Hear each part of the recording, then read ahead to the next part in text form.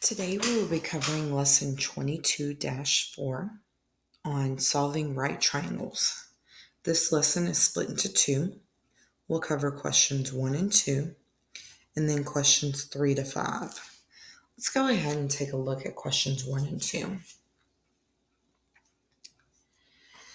In a right triangle ABC and with acute angle A, you know that sine A equals the square root of 3 over 2.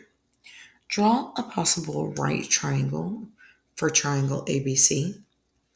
Determine what must be true about angle A using what you know about special right triangles. Then it says in item 1, you're given the sine of an acute angle A and are asked to find the angle whose sine is equal to that ratio. In other words, you are finding an inverse sine function.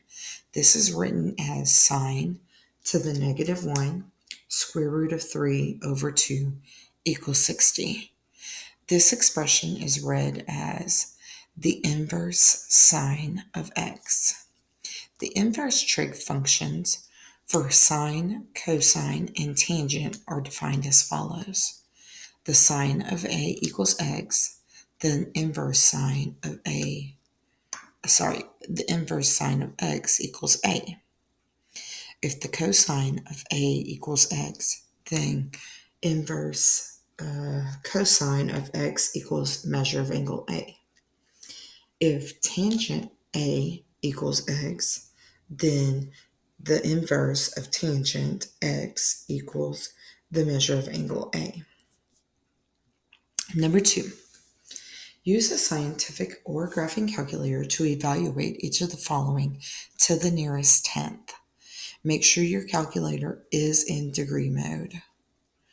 Sine inverse 1/2, cosine inverse 1/2, tangent inverse 1/2,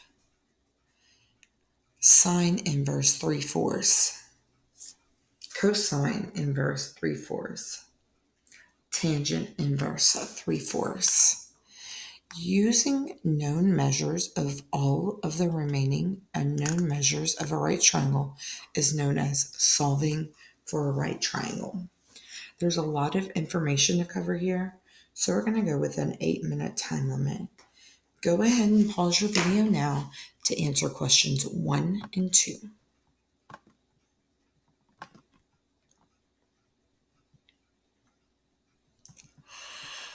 All right, let's take a look at question number 1. I've drawn a picture. I know that there must be a right angle, right? And we know that sine of A is opposite over hypotenuse. So I know that this side must be square root of 3 and my hypotenuse must be 2. Anytime that there's a square root of 3 involved, there was a special right triangle that we talked about, and that was the 30, 60, 90 triangle.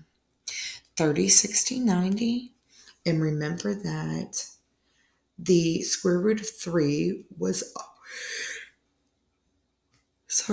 always opposite of our larger of the two acute angles. So this would be a 60-degree angle. So the measure of angle A must be 60 degrees. It says in item 1, we wrote down the inverse, okay? Now, I didn't talk about this, but I'm sorry, I forgot. Let's find the inverse of sine. You would press second in the sine key and see how it has that negative 1, and then you would type in the 1/2.